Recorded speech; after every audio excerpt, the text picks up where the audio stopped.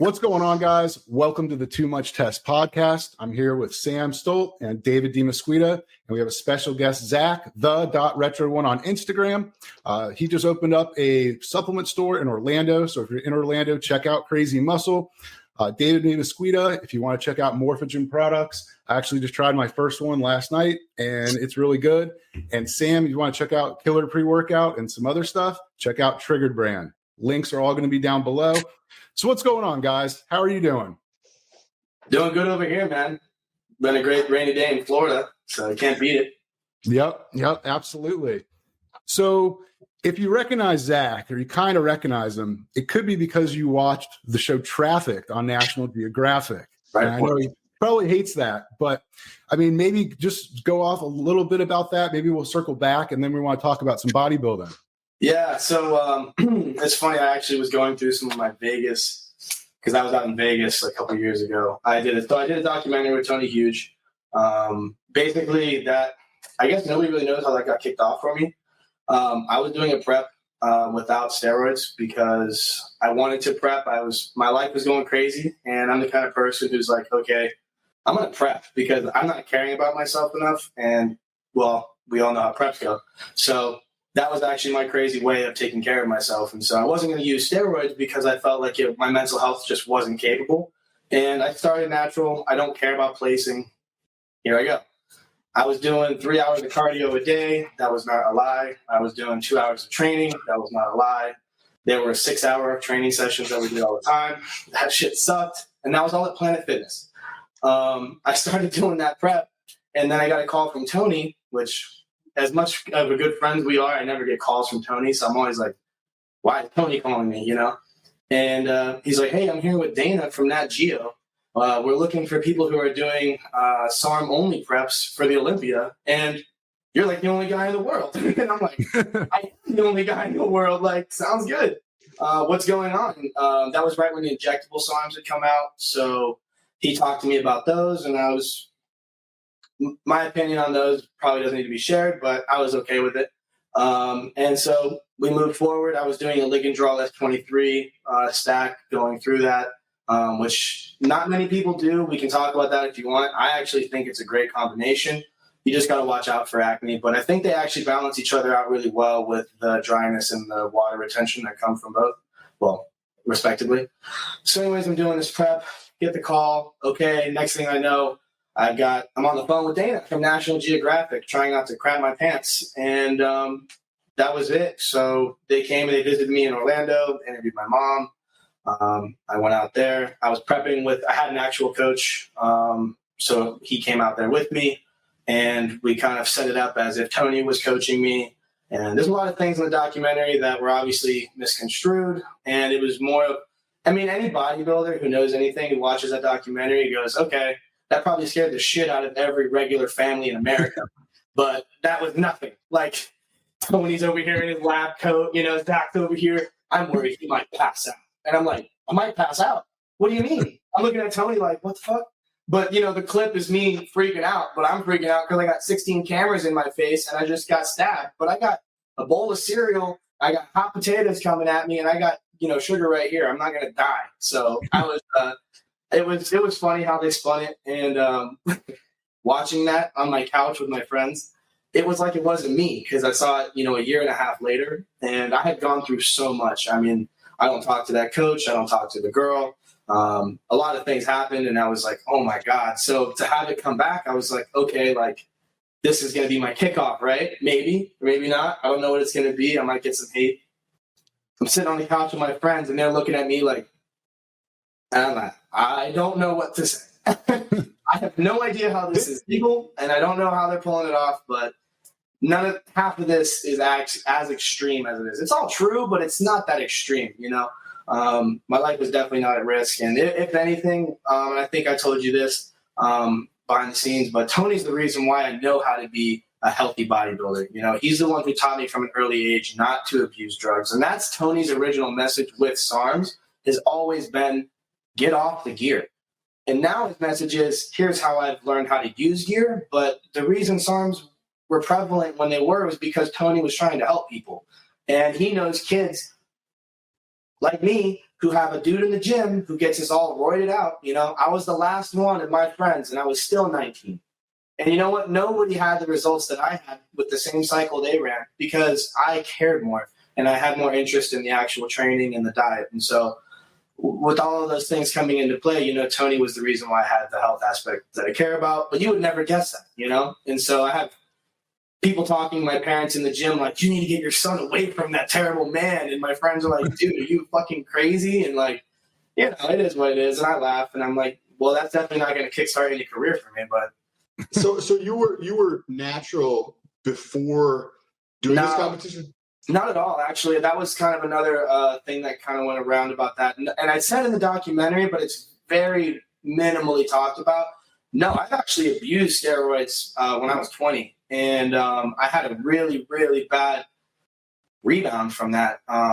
And I had a lot of depression and a lot of terrible just, you know, acne that was just ridiculous. And then blood panels coming back normal and realizing, wow, my environment is also messed up. So a lot of like just interpersonal things that have nothing to do with bodybuilding, but everything to do with your health were kind of coming into play. And so that was why I chose not to do a steroid prep. That was why I chose to do SARMs, because I kind of went back to my old ways of not abusing my body. The dosing on the SARMs was minimal too. I don't push 20 milligrams of Ligandrol. I don't push 75 milligrams of S23, you know. Even when I was injecting them, Tony's over here, 1 ml, 50 milligrams. I'm like, how about a quarter?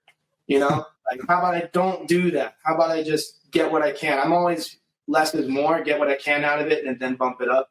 I was raised holistically, so my family thinks I'm crazy. That's kind of why I do my best to balance it out. I don't know. That's pretty much it, I think. Interesting. I think it's funny that because Tony is viewed as an extreme guy because like he'll sit there and he'll do videos of himself like injecting, which is crazy. Drawing his blood out and checking it on the table. Yeah, it's super, super extreme. But the funny thing is the stuff that he actually does, he's extremely intelligent and he actually does it in a relatively safe manner. It just looks very extreme how it's construed. But he's smart enough to the point where he knows to do things a healthy way. And I think people actually forget how intelligent he actually is. The way that he dumbs down how complex drugs actually are is not an easy thing to do. And he does it. That's how you know that someone can be safe. What you just said is that less is more is the honest truth behind any type of gear. We talk about it all the time. SARMs have drastic side effects, the same exact as steroids do. You'll forget that. So there is titration methods involved and everyone's bio-individual. So I just want to kind of hit on the Tony thing. I think that Tony is extremely intelligent and he has a bad stigma attached to him because he just does the crazy stuff like with injecting and stuff like that, which no one else does. He experiments, you know, with things that people don't know about. The injectable SARMs, of course, people hadn't even gotten into it yet. So on a side note, if everything aligns, Tony Huge will be on the podcast sometime in the future. I want to be the next one. I would love to be there. We can talk about behind the scenes traffic stuff if you want. Oh, that would be cool. That would be cool. The scene of me getting Tony to smoke that joint was so relevant. Like, bro, Tony, if you're pinning me with 10 cc's of God knows what, you're smoking a fucking joint on this documentary with me. That's weird. Because I need my reputation to keep going, you know? And I've seen on your Instagram, you're pretty open about marijuana use. I mean, do you incorporate that all into your training, into like, you know, go before you go to bed? I mean, how do you, or do you just enjoy it? Yes. all of it. All of the above. I'm probably the biggest stoner you guys have ever met. If I'm being completely honest. And I don't hide that fact. It's not necessarily relevant to, like, I don't walk up to somebody and be like, hey, I'm a stoner. But it's more like, look at me, look what I'm doing, and check it out. You probably would have completely misjudged me if I just told you I smoked weed. So it's kind of like I kind of put it out there as an in-your-face. I kind of like to fight the stereotype kind of thing. I'm kind of abrasive. Tony's like that too. If you assume he's a certain way, he'll act that way, and he'll completely go along with your bullshit version, knowing fully in his mind that that's not actually how he is. So I kind of put the weed thing out there as kind of like, well, one, like, stop judging people. And two, like, hey, stoners, quit judging yourselves, because there's a lot of guilt that comes with it, and there's a lot of reasons why people smoke, and there's reasons why you shouldn't, and there's a lot of balancing to it, just like anything else. But But yeah, that's pretty much it. It does come off like that's all I do. I've got family and friends who have an issue with it, but the amount of DMs I have from stoners and people who just incorporate weed and feel guilty about it or don't know how to use it. I mean, God, I've helped so many people in the supplement shop just on how to actually use cannabis for bodybuilding and lifestyle purposes. Like people who have never smoked, I've helped guide them. For people who are listening, like what is like some type of practical takeaway? Like how could you use? So for me, every once in a while I'll use it pre-workout because I enjoy that. It helps me in addition to using a regular pre-workout or maybe some other stack of pre-workouts that I'm using at the time. But what are some of the ways that you like to use weed in bodybuilding? Okay, so as far as the pre-workout method goes, one of my rules when I first got into it was you can't smoke before you take your pre-workout, okay? Because then you're going to forget. Don't smoke before you drive. Do a little bit right in the parking lot. You're not supposed to get too high. And 3, don't get too high. You got to make sure you don't do that. So really the whole point is just to do enough to where you have the uplifting effect, a little bit of psychoactive effect, but not to the point where you have ADHD and lights are scaring you and things like that. So I would say if you're the kind of person, just to try to give you guys an idea, if you're the kind of person who smokes a whole joint and it's too much or maybe like a couple hits, I would really just take 1 or 2 and hold your breath and just try to get the effect. And then I would take some sort of stimulant. That's very important when you're using cannabis if you don't have energy because you could get lost. So a little bit of cannabis, a little bit of stimulants. And when you go in the gym, what is noticed by a lot of people is a mind-muscle connection that's not normally able to be found. I think that's the running theme. Also, the ability to turn off pain to a certain extent. So for somebody like me who trains alone and trains stoned, I have a really good time. And I have to push myself without having somebody be able to give me partial reps. So I have to use lighter weight and I push through. So, I'll do all kinds of extreme things because I don't feel pain. Dave, or test your levels. Do you guys ever use weed for pre-workout?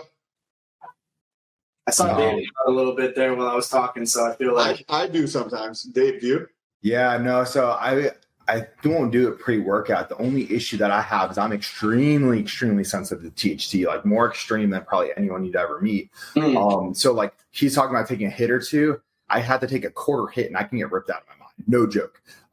Now, what I've noticed is if I do it more than 2 days in a row, it affects my well-being and laziness over a long period of time, even a quarter hit. So that's my threshold is 2 days max. So I can do it if I need help sleeping, a little bit of indica. Now the issue with sativa that I have, because I am so sensitive, is it's great for people that are ADD, ADHD, to help them focus. So I did an experiment one time and it was edible so I could dose it properly. I figured out 2.5 milligrams. That's all it took. 2.5 milligrams helped me with focus. Now, but it did affect my sense of well-being over that period of time, that 2-day threshold. Once I did third day, it was a downward spiral effect and took me about a week to get back to normal. But 2.5 milligrams was great. It just helped me with a sense of focus. Now, the issue that I have with sativa though, and these blends is the fact that it makes you more sensitive to, like, if you have an ache or a pain, let's say you have shoulder joint pain or something like that, you notice it more. It amplifies everything. Therefore, you can get a good amount of muscle connection. But if you're starting to ache and pain and you start to focus a little bit more on that, or you can just feel it and notice it more because it heightens the senses, that's the reason why I won't smoke ever pre-workout, is because I just know myself. But I do think indica is a great tool for contest prep for people that can't sleep instead of having to rely on. Yeah, like ambient. Yeah. Everyone's going to go to like ambient if you can even find it. And it's like, why would you use ambient if you can do like what you just showed was MorphoRem? I'll do MorphoRem because it has a bunch of 5-HTP in it, ashwagandha, sensoril. So it has all this great stuff in there. And then I'll combine it with a little bit of indica if I need to. Like when I'm getting really deep, when I'm having to rely on stimulants to actually keep me awake and to keep me focusing to get through my actual day and my job, that's when I think that marijuana comes into the equation as a great tool. Now, that when that comes into play, though, and you actually do need to help you sleep, like at a medicinal level, I will do like a quarter hit of indica before bed or something like that. That's the time when I really do it. I do like sativa for the cognitive effects behind it, because it levels me, and you do want a little bit of stimulant with it, especially being ADHD like myself. just a little bit. Like I'm talking like 50 milligrams, probably plenty of caffeine with a little bit of sativa, very small amount. And it's a pretty leveled out effect. Now, the great part about combining the two together is it actually keeps your nervous system relatively relaxed, where the stimulants can actually give you anxiety. So it kind of counteracts that anxiety feeling effect. So I think it's a great tool, what you're talking about, the sativa with the THC. Just for me, I'm not one that can do it very frequently. So it's like once in a blue moon that I'll take like a hit. Let me connect that to steroids real quick, in the sense that steroids are a big group of things. There's a lot of different things inside it. You got to play around and find your own algorithm that works together for you, right? So when it comes to weed and strains and terpene profiles and sativa, indica, hybrid things, because there's people out there who don't even agree that sativa, indica, and hybrid is respective to what it does. And I have had sativas that aren't actually uppers, and I've had indicas that are functional. So I agree. And I think that at the end of the day, you have to get a couple different ones, see how they make you feel. It's like when you look up an edible recipe and they're like, try it out before you know like what it really does. And if you need more, you take a little more. So you're saying 2.5 milligrams. I'm saying 250 milligrams. Same for the same exact thing, for the very small effect, which is really a tolerance thing too. I do want to touch on the other thing that you said, which was the affecting your day-to-day life. And so, if you take it 2 days in a row, right, it mentally declines you. I've seen that happen, and not mentally decline. It just makes you like uncomfortable. Is that really what it is? Like you feel like easy? Sense of urgency reduces. That's the right terminology. Sense of urgency. Okay. Yeah. So like a lazy effect, if anything. Yes. Yeah. So that's that. I've heard that a lot. I have my own theories, because I have been smoking daily for years, and I think like I have REM sleep now, and there's a ton of people who say you can't have REM sleep on marijuana. And I'm like, you should come into my head while I'm sleeping and tell me I'm lying, because it's crazy up there. So, I think that there is still studies to be done about the whole effect and the long-term usage versus short-term, because it's completely different. Like I could give somebody advice who smokes every day but wants to work out and now needs to try to incorporate that lifestyle into a healthy one. And so they have to fix the way they're smoking. Like if you're waking up and smoking and you're not eating, which I have a bad habit of, sometimes I'll wake up and the first thing I'll do is smoke, and now my appetite's actually gone. Whereas I used to use it for my appetite. And that comes with long-term abuse, and you have to really cut back and make sure you're not, just overdoing it. So that's just the side of it.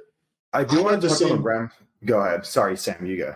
You're good. So I had the same type of effect as Dave, where if I didn't time it for like 2 days necessarily, but I definitely noticed if I use it fairly regularly as a pre-workout, that's a good way of putting it. The sense of urgency to just accomplish the things that I want to accomplish throughout the day Probably drastically decreases. Yeah. But like what you mentioned about tolerance, just over this past 7 or so days, I've been using caffeine since I was 18 or 19 years old, and I generally use caffeine pills. And over the past 7 days, I've come off, and it's been 2 days with no caffeine of any sort, no tea or anything, and no side effects. But what I did notice, and I'm 36, so this is 16, 17, 18 years. I noticed a increase in my energy and focus. I don't know. Maybe it's a rebound. I don't know what it is. But some days I would take a gram. Like I would take, 1,000 milligrams of caffeine. Read a t-shirt.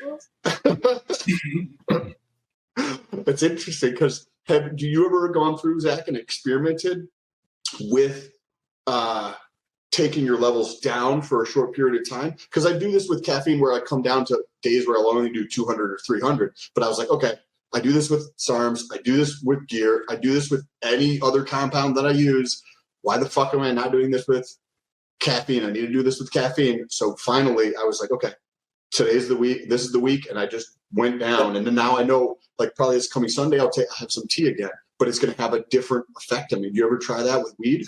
So I'm going to be honest. I agree with you. And that mindset is what makes me feel so guilty about what I'm about to say, because you're right. I have all this respect for everything I put in my body, right? And I respect the weed I take, but I have an issue taking longer than a couple days off. I'm very honest about that.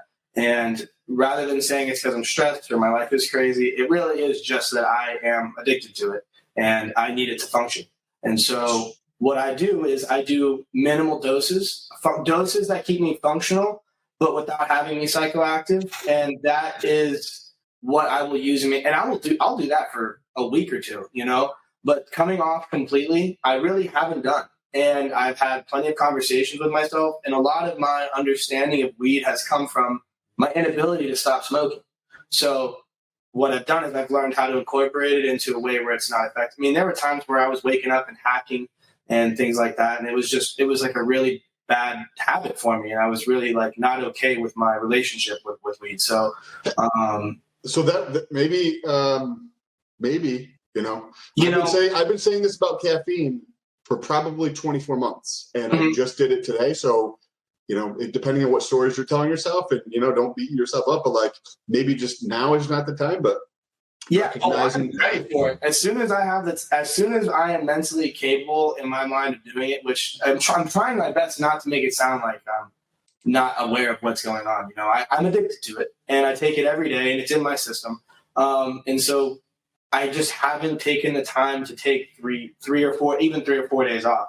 What I will do is wait until nighttime, and by the time I take even the smallest hit of a bowl, and it's been 15, 20 hours, I have such an effect. And if you compare that to what I smoked the day before, it's like I basically stopped, but I didn't, and so I can't say that I did.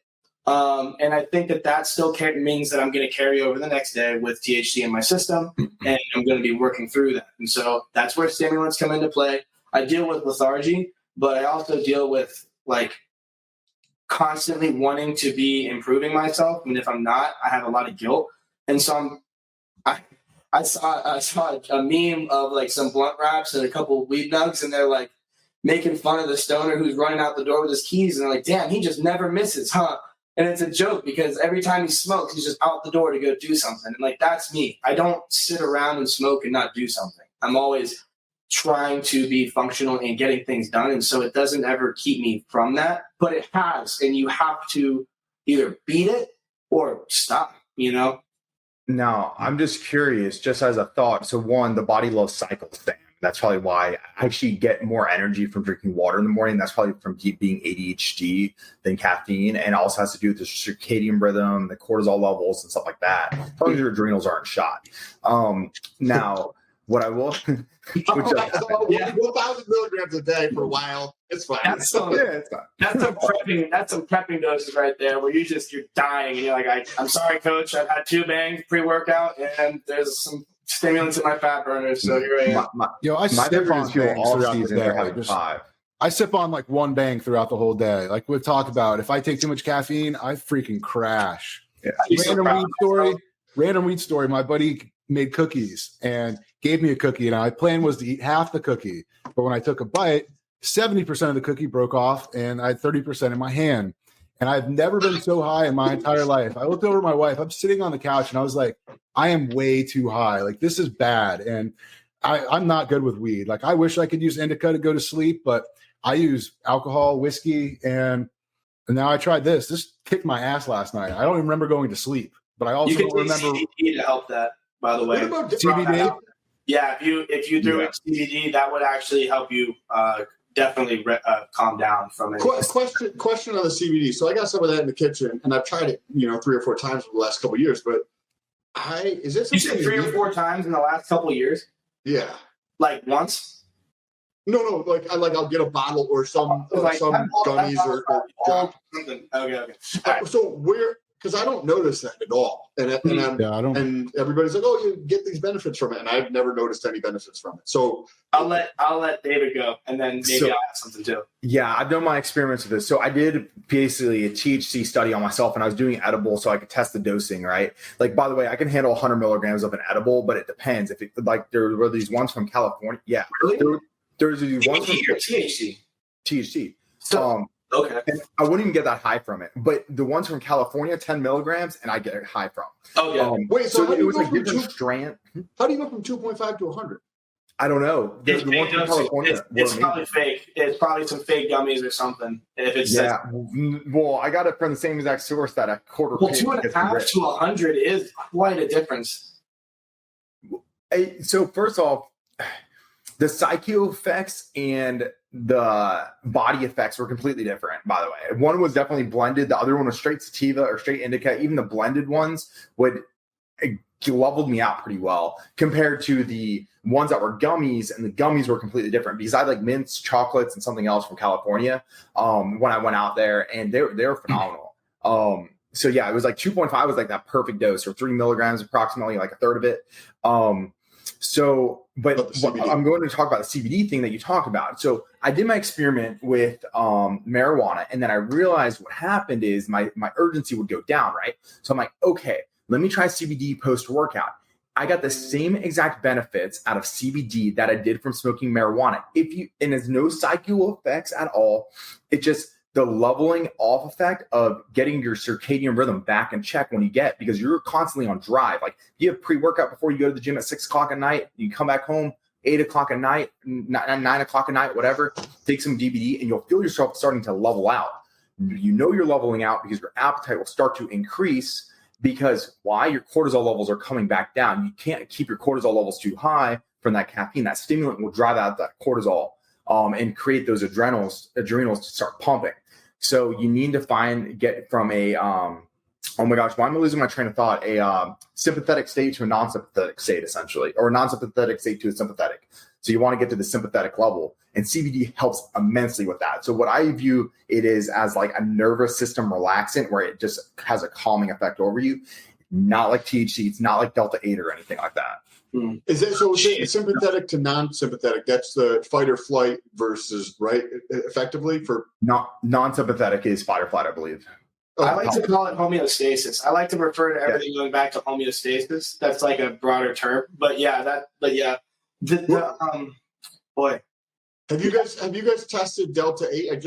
I haven't been orally researching I with have it. some funny stories on that. One in particular. So I call it diet weed. I have 2 stories and 2 comments. First off, the fact that you have a low THC tolerance but a high CBD tolerance is interesting to me. Only because what I've actually seen, I had an ex who was like insanely THC intolerant. Like she had these little chocolates and she would take a little nibble off of that sucker and would just be stoned. I'm like, what the how? If I blew smoke in her face, done, And so kind of the same effect where she was, well, maybe not done, but she would get high from it, which is, pretty impressive. And when she had CBD, she had the same psychoactive effects from it.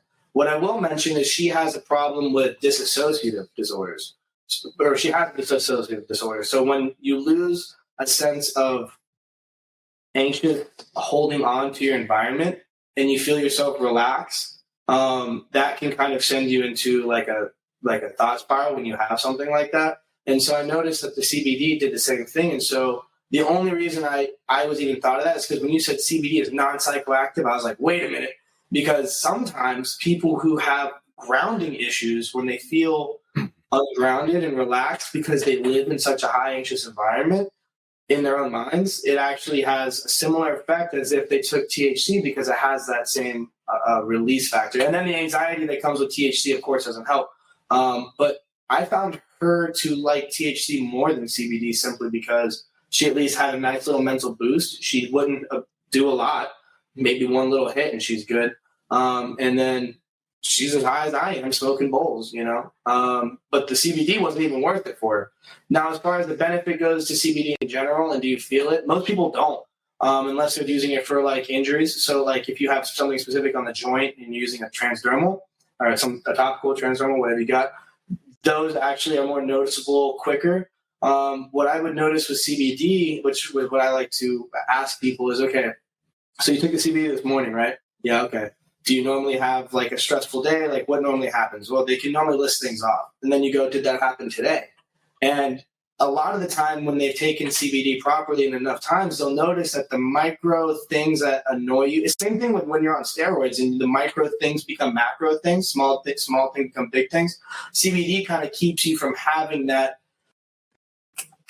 quick reaction to things that piss you off. And so therefore your days are just better because turns out being pissed does nothing for you type of thing, you know? And so that's where the benefit really comes from. And then with the pain or the inflammation, okay, did you have any, did you notice? So you didn't feel anything from the CBD, but did you have back pain today? Well, no. Well, didn't you sit in the same fucking chair you sat in the last month that you're complaining? Yeah. Well, check it out. High five. You know, that's what's you weren't supposed to get high. Congratulations. You know, best of both worlds. That's interesting. That's really what I've noticed. That's pretty interesting stuff. So let's switch gears a little bit. We've got the Mr. Olympia coming up. We were talking about Keon earlier, and I'm going to ask you guys, all four of you guys, for your reactions. What did you feel when you heard Arnold say, "Screw your freedom"? I already didn't like the guy. Have you guys not seen what he's been doing in California? I'm not even that political, but he's been, I'm sorry, maybe somebody else wants to go first on that one, but. So my issue with Arnold saying that is nothing about him saying that, right? But what I have an issue with is the hypocritical piece of him coming over to America for his freedoms that has built him the fame, allowing him to get into political office, allowing him to be the best bodybuilder in the world for years, and building a career based off of the freedoms that he came to this country for, and then saying, fuck your freedoms about a mask. Like the most ignorant thing to talk about is a mask that we have proven in science that doesn't protect us from anything. Why does he have the right to say that too? As a, you know, we have the right. We have freedom of speech, so he has the right to say whatever he wants. I mean, if you say it on Facebook in the United States, but to mean it and really be pissed at other people about it, you know, and you know, the people who are ostracizing their friends over it, like, that's your right, but that's your freedom. Hello. Yep. You know. Well, did you guys? I don't know if you followed some of the companies that have backlash, but like Redcon One dropped their sponsorship Arnold Classic. Aaron Singerman, whatever his company is, I don't remember the name of it. That's Redcon One. Okay, that there was another company that's also the tall guy. What's it? Another Aaron made a post about it. Like one of the tallest bodybuilders. He's in Tampa, I think. Aaron.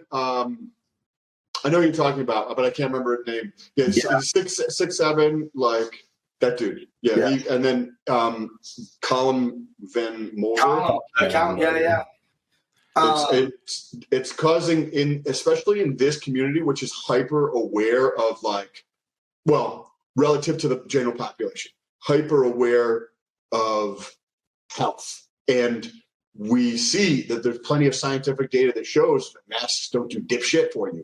And we see that you can actually manipulate your immune system by using the shit you fucking put in your mouth. And we understand this, and in the general community understands it to a greater degree than the population does. And when you see somebody who is associated with that community come out with and say something that is so incredibly hypocritical, like you were talking about, Dave, it's just like, oh my gosh, I will never support this person again.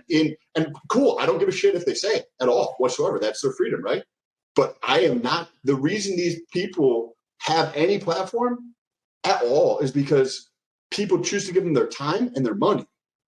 More people like us and all of our friends and any platforms that we have to encourage people to support things in a purposeful and intentional way with our time and our money. And then we change shit a lot faster. Get woke, get broke. I saw a video today. There's a diner in Texas, and they put a sign up that said $50 surcharge for anyone that wants to argue about wearing the mask. And sure enough, they closed down because you pissed off at least 50% of your customer base. And as a business, you cannot survive by losing 50% of your customers. So it doesn't matter because we're losing 50% of small businesses anyways. Actually, we've lost more than that. So it doesn't even really. Yeah. So Sam, you're talking about the populace, our populace being hyper aware. And I thought you were about to go in this direction. We're also more hyper aware of how much small businesses have been affected because the gyms were like the last to open up. Still in New Jersey, I don't even know if they can open, for God's sakes. But that being said, and then Arnold doing that when the gym built his every empire. He abandoned us. He abandoned us 5 years ago when he got with that. Okay, listen, didn't we all go through this shit 5 years ago? Didn't we already all let him go when he started pitching vegan protein down our throats with every goddamn ad? Arnold, shut up. Please stop talking. Just stay who you were. Just you're so close to dying. Just please let it just keep the memory alive, bro. Because you can't gets jacked on real protein and steroids, and then as soon as he's rich, he's doing vegan protein. It just sucks because I grew up with Arnold as the Terminator. I mean, you know, and he was like my bodybuilding idol, you know, and it just sucks to see him anymore.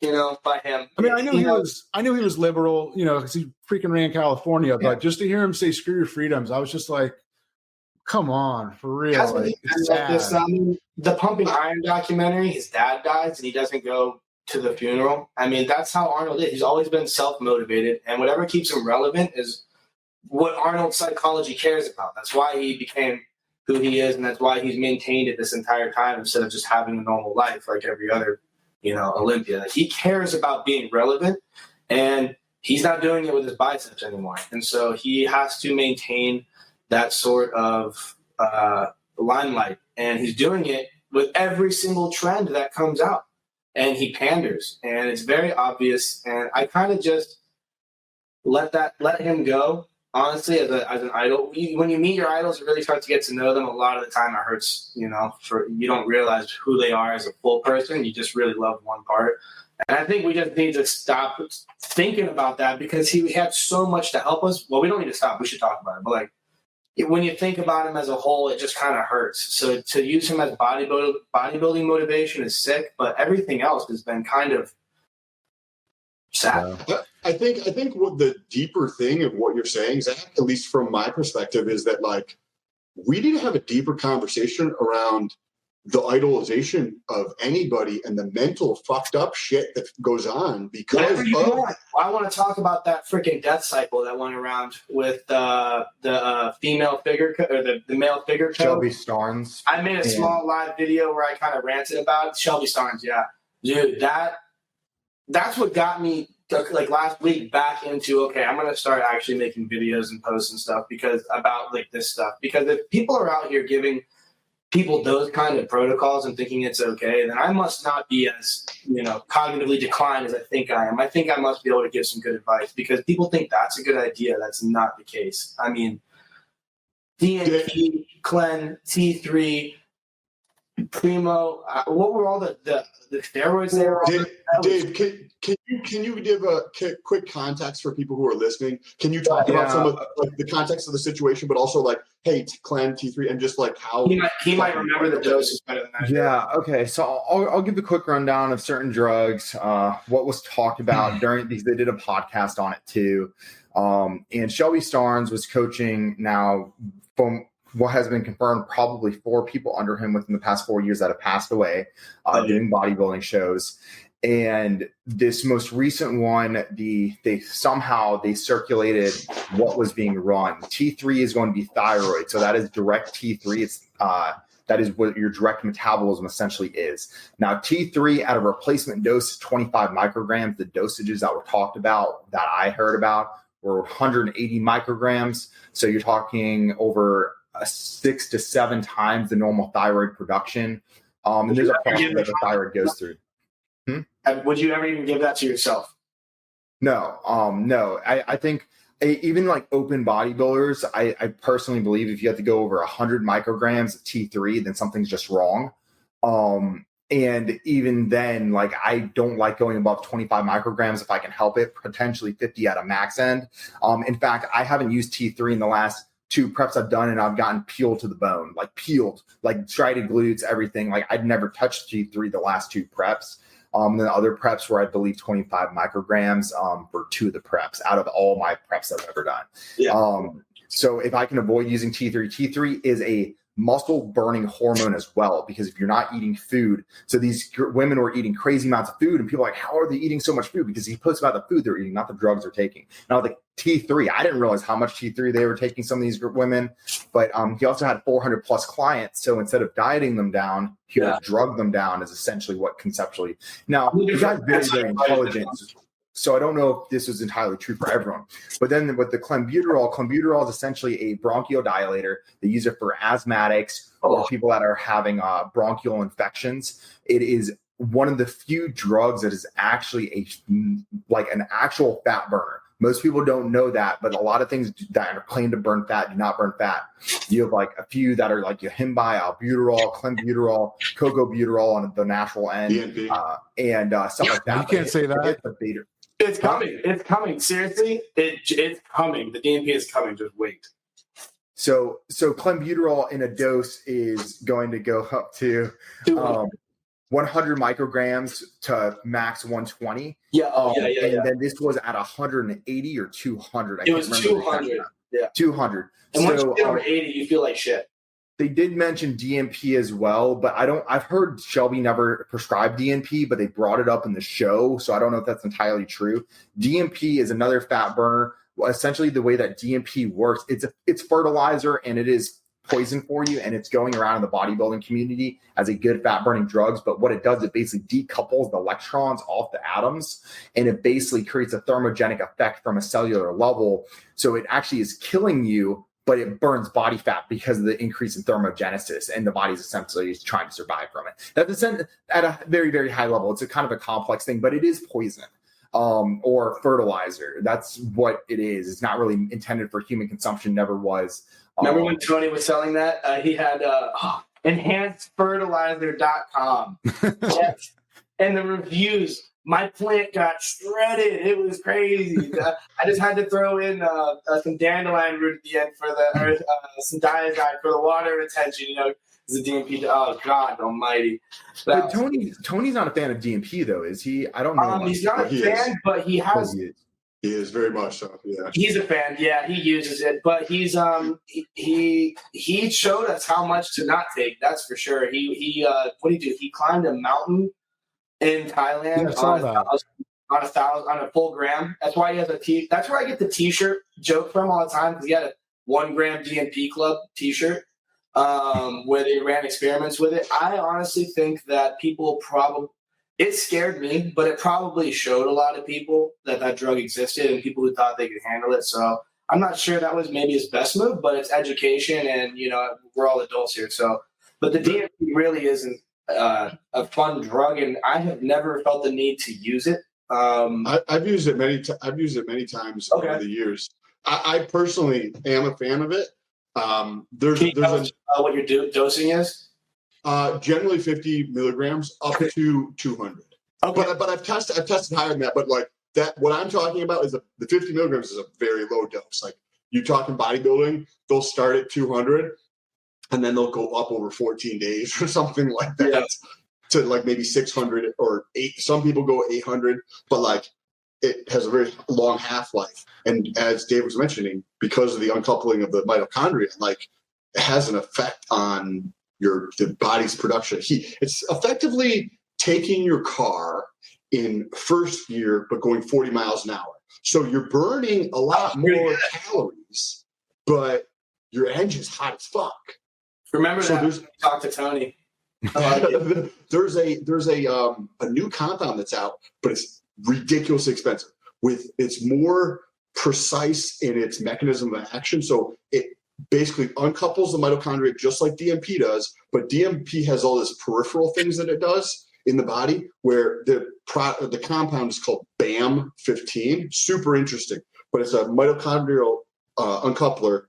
It helps with like fat loss, helps with lowering your blood sugar, helps with like all the metabolic diseases related to insulin sensitivity. Is it type 1 or type 2 diabetes that like you're not responding to it, but your body's still capable of doing it? It helps with that too. It's going to be a very, very interesting compound, and it does not have the thermogenic effects of DNP. What? It's an awesome compound. BAM it's ridiculously expensive at this point, but it is. Sounds like a completely different drug at this point. But yeah, BAM15. It's way more precise, and it's just targeting, like, it helps something like pass through the wall of. I remember reading a couple studies on it, but it does not have the thermogenic effect of DNP, and it increases, like, insulin sensitivity. It burns a lot more calories effectively. All these like amazing benefits, and they didn't report any of the negative side effects. And I was like, holy shit, this is got a pretty badass name right off the bat, BAM 15. But I do want to switch gears since I think we just got the show canceled by saying those 3 letters. I think we're pretty screwed for that, but it's still good to get the information out. But we were talking about earlier about Keon. So I want you guys, Mr. Olympia is coming up. It's in Orlando. Let's go. Let's talk about Keon. First time I've seen him today. I'm not super into bodybuilding. I do appreciate it, but I don't keep up with the individual people.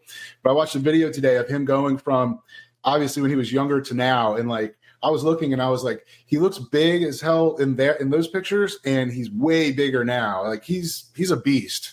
The Keon Prodigy, is that his thing?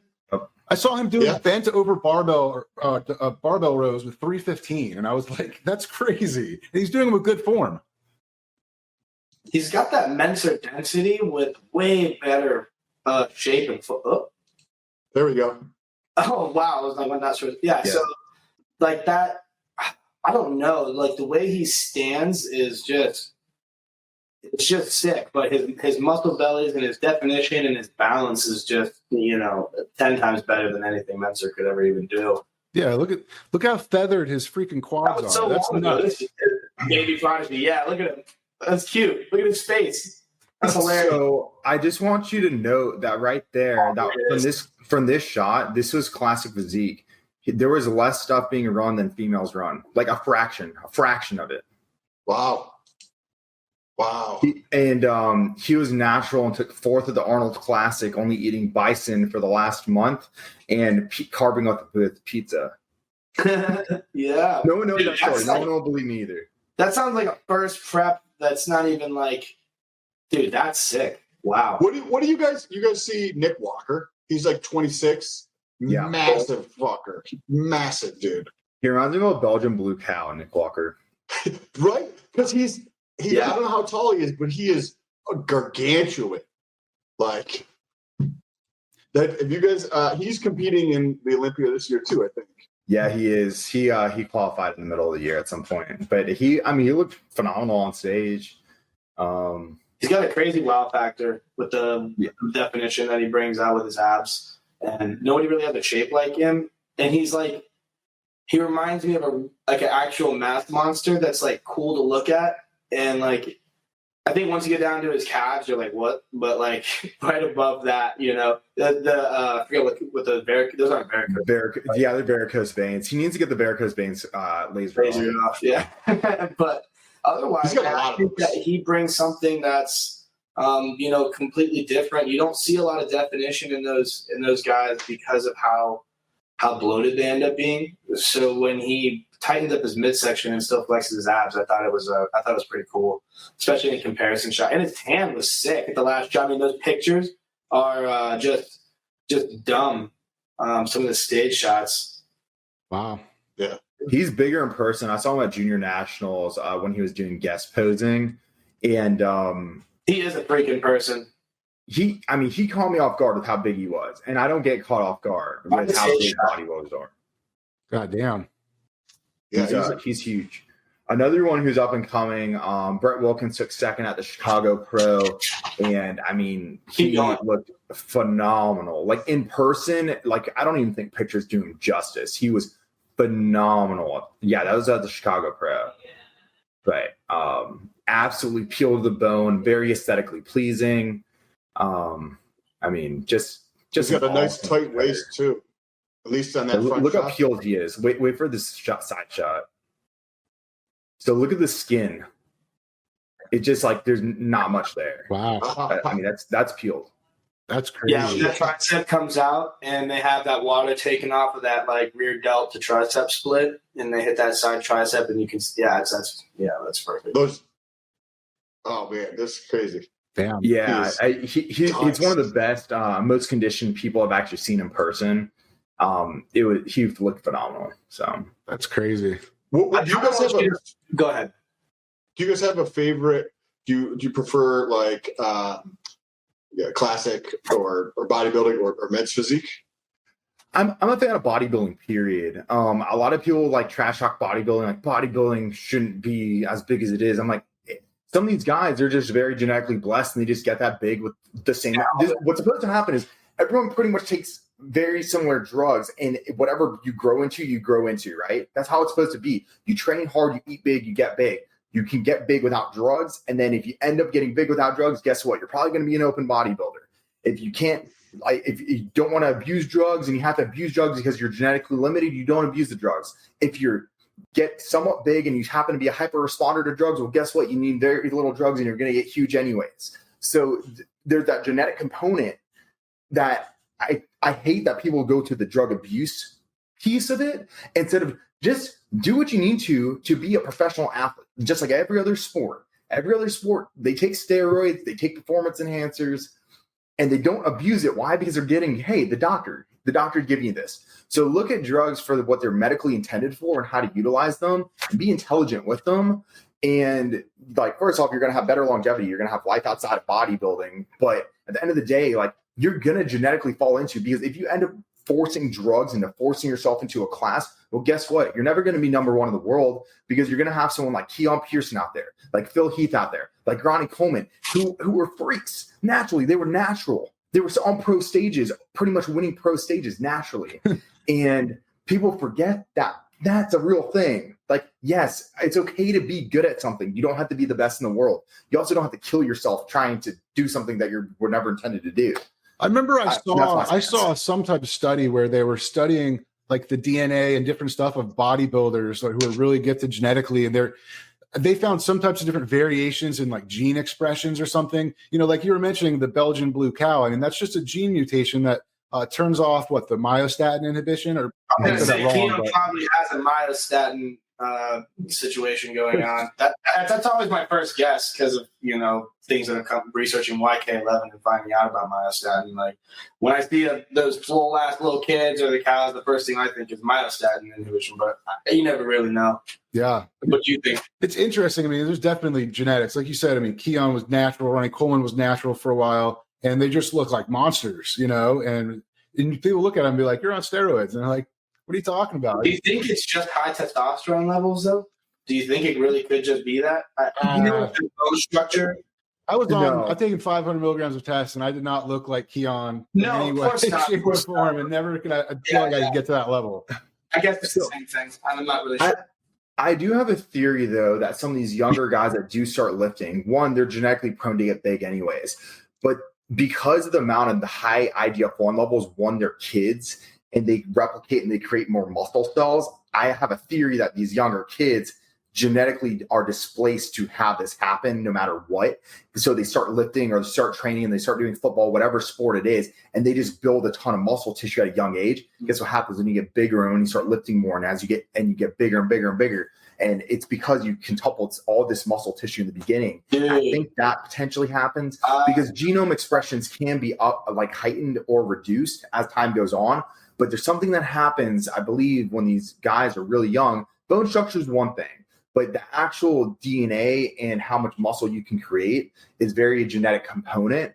And on top of it, I've seen people with zero testosterone, literally females with zero testosterone, that can lift more than most men and that can grow muscle tissue more than people on steroids, like females with literally zero hormones. I've seen it on blood work. So I don't think it's a hormone thing. I think it's a literally freakish DNA replication thing that happens when they're kids or something like that. It's not a gene gets expressed or a gene gets reduced or something. And yeah, myostatin inhibiting is one thing, but they actually haven't found a true myostatin inhibitor that can work in a human. It works in rats, right. Myostatin, but it doesn't work in humans. I just meant naturally you just had you have lower myostatin levels. I don't know. Sorry. No, you're good. You're good. We're under a time crunch just because of the platform we use. So I wanted to kind of wrap up. Check out Zach on Instagram, the.retro1. Is that correct? Crazy Muscle in Orlando. Check out the link to check out Morphogen. Really cool products, really detailed lineup. Check out Sam. He's got some goodies, and he's got a really awesome pre-workout. You can listen to this. Check out the clips on YouTube. Check us all out on social. All the links will be below. And I thank all you guys for being here. This was a lot of fun. Zach, thank you for coming on. I had a great time talking to you. Anything else, you guys? Final words? We got like 40 seconds.